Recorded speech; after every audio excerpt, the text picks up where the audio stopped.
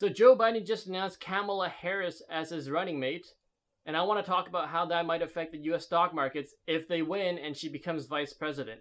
Now I'll be doing this by looking at the past policies that she's taken, and also the positions that she's supported, and how that might affect certain sectors and individual companies.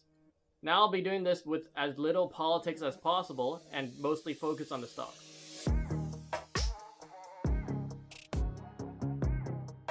So if you've been living under a rock and don't know who Kamala Harris is, she's currently the senator from California since 2017, and before that, from 2010 to 2017, she was the Attorney General for the state of California. Now, as Attorney General, Kamala Harris was actually pretty harsh on marijuana and didn't turn around to support it until 2015.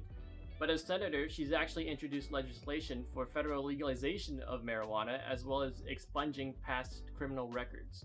Now, if she becomes vice president, she might actually be able to legalize marijuana at the federal level, and that will definitely be good for the leading companies in the marijuana sector, such as Canopy Growth, Cronus Group, and Aurora Cannabis. Now, as Attorney General, she was actually pretty strict on guns, and even supports increasing gun control.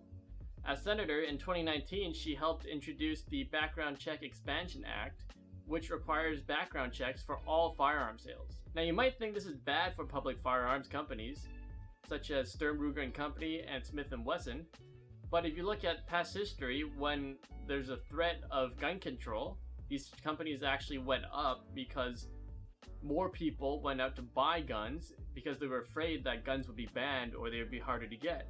Now, when more people went out to buy guns, the revenues increased and profits increased, business was better, and their stock prices went up. Now, if Kamala Harris becomes vice president, this might happen again. Now, on the topic of the environment, Kamala Harris actually supports a lot of clean energy legislation. In 2017, she and a few other senators helped sign a letter questioning the repeal of the Clean Power Plan. In 2018, she and a few other senators co-sponsored the Climate Risk Disclosure Act, which helps to speed the transition between clean energy and fossil fuels. In 2019, she also unveiled a $10 trillion climate change plan, which planned to move the United States to 100% renewable energy by 2030, and the same for electric vehicles by 2035. Now, with this, she's also said that she's in favor of banning fracking in an interview on CNN. Now, you can imagine as vice president that she'd be pretty good for all these clean energy stocks. Now, some clean energy stock that you might look at would be the solar sector or electric vehicles. Some leading solar sector stocks here would be Solar Edge, ticker SEDG, and Sunrun. Now, if you don't want to own a specific solar stock, you can also look at TAN, which is a solar sector ETF.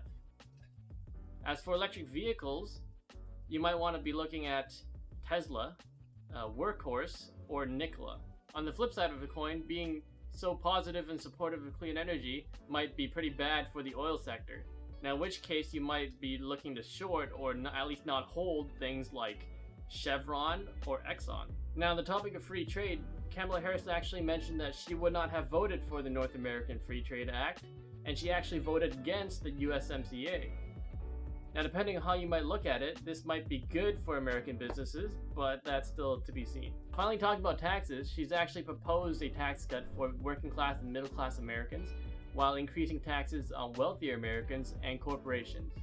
Now, she might not be as hard on Wall Street as Elizabeth Warren, but banks here should still be wary of a Kamala Harris vice presidency. So, if you think Kamala Harris might become vice president, you might want to look at holding or buying some of these stocks. Now, if you think she's not going to become vice president, let me know what you think are good stocks to hold.